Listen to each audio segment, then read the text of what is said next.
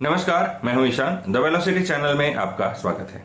आज हम बात करेंगे कि प्रधानमंत्री के द्वारा तीनों कृषि बिल को वापस लेने की जब घोषणा की गई, तीनों फार्म लॉज को रिपील करने की घोषणा की गई, उसके बाद संयुक्त किसान मोर्चा ने जो बैठक बुलाई और उन्होंने उस बैठक में क्या घोषणा की, क्या बातें सामने आई, आज हम इस वीडियो में जानेंगे।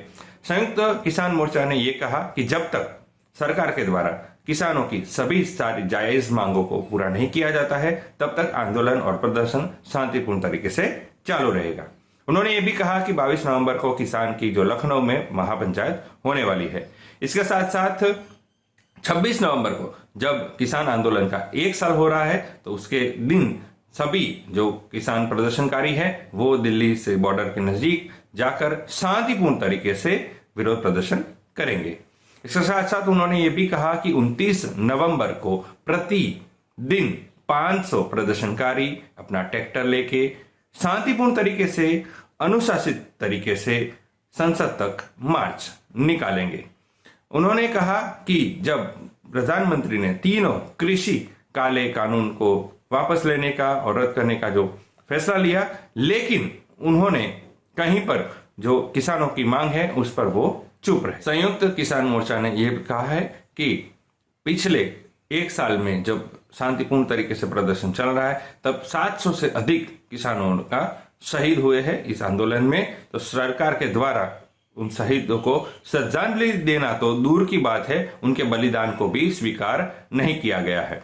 इसके साथ साथ उन्होंने ये कहा कि हरियाणा, यूपी, मध्य प्रदेश, पंजाब, चंडीगढ़ और कई अन्य इलाकों में जो किसानों को झूठे मामलों में फंसाया गया है और तो उन पर ऊपर झूठे मुकदमे दर्ज किए हैं, तो ये सारे सभी झूठे मुकदमे हैं वो जल्द से जल्द सरकार रद्द करे। किसान संयुक्त मोर्चा ने यह भी कहा कि उचित एमएसपी के लिए वैधानिक गारंटी की मांग मौजूदा आंदोलन का एक अभिन्न अंग है।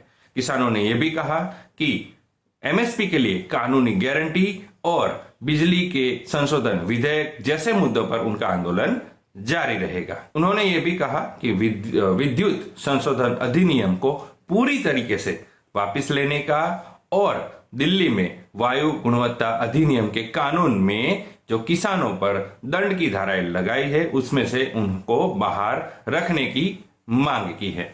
शुक्रवार 19 नवंबर को प्रधानमंत्री ने तीनों कृषि कानून को वापस लेने की घोषणा की है, जो कि अगले संसद के शीतकालीन सत्र में इसकी प्रोसेस यानी कि इसकी प्रक्रिया की जाएगी। तो ये थी इंफॉर्मेशन कि प्रधानमंत्री के द्वारा तीनों कृषि कानून को वापस लेने की घोषणा की गई। उसके बाद संयुक्त मोर्चा किसानों ने क्या बैठक की और उन्होंने उन बैठक में क्या सामने आया। तो वीडियो अच्छा लगा है तो इसे लाइक कीजिए, शेयर कीजिए, आपकी राय कमेंट में जरूर बताइए और ऐसे ही वीडियोस को देखने के लिए, अपडेट लेने के लिए हमारे इस चैनल को सब्सक्राइब जरूर कीजिए।